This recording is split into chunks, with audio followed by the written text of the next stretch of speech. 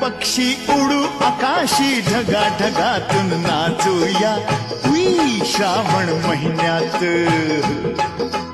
चोचीमध्ये चोच घालून अमृतातले वेचूया उई श्रावण महिन्यात. ओढ्याचं पाणी, हा ओढ्याचं पाणी जाऊन नदीला मिळतया. ओढ्याचं पाणी जाऊन नदीला मिळतया. नदीला मिळतया न इथंच दोघांचं जुळतया. नदीला मिळतया न इथंच दोघांचं जुळतया. अग श्रावण महिन्यात